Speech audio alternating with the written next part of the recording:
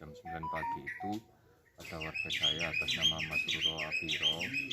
itu hamil 7 bulan masuk ke 8 bulan usia kandungan itu menderita sesak nafas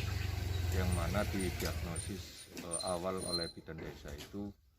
gejala COVID yang akhirnya kita dengan bidan desa itu menswabkan pasien tersebut ke klinik dan ternyata hasilnya positif. Nah, di saat itu juga kondisi pasien ini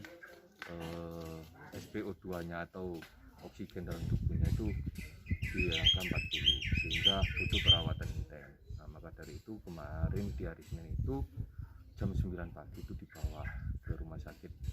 umum daerah Ibnu Sina untuk dilakukan perawatan di ICU, tapi ternyata di sana itu penuh. Nah, bidan desa tersebut juga berkoordinasi dengan rumah sakit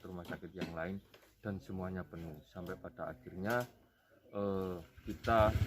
keliling-keliling untuk mencari rumah sakit sehingga bisa tertangani pasien sampai jam 4 sore kita keliling-keliling untuk mencari rumah sakit, semua rumah sakit penuh dan akhirnya kita bawa kembali pulang untuk dirawat di rumah di oksigen maupun di rumah yang bersangkutan itu sendiri. Kondisinya tetap beliau masih kritis dengan SpO2-nya itu masih di angka 40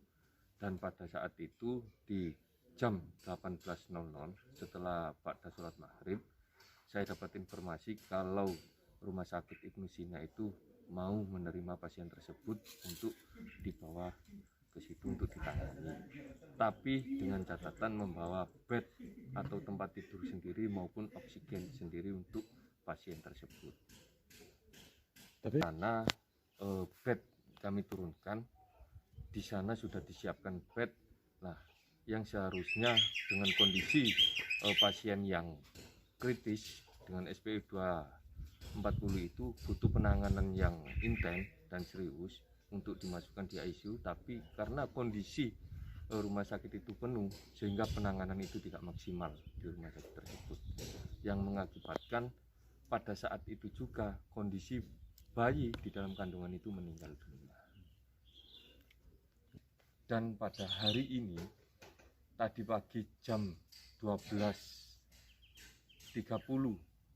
pagi tadi kami dapat kabarnya meninggal dunia dan alhamdulillah barusan selesai dimakamkan oleh tim gugus tugas Satgas Desa. Secara pribadi maupun harapan saya sebagai kepala desa maupun mewakili seluruh masyarakat saya untuk pemerintah kabupaten maupun pemerintah provinsi, bahkan untuk rumah sakit pemerintah maupun swasta, agar dalam hal penanganan ibu hamil ini diskala prioritaskan atau diberikan tempat yang prioritas dalam hal penanganan. Karena apa? Karena ibu hamil ini membawa 2 nyawa, dan ketika kita mau berbicara kemanusiaan, 2 nyawa ini harus diselamatkan meskipun di tengah-tengah keterbatasan pandemi COVID-19 ini. Dalam pemakaman tadi kondisinya ibu dengan anak satu liang lahat ya, karena iya, kondisi ibu dan anak masih satu liang lahat karena kondisi janin belum keluar, masih di dalam kandungan.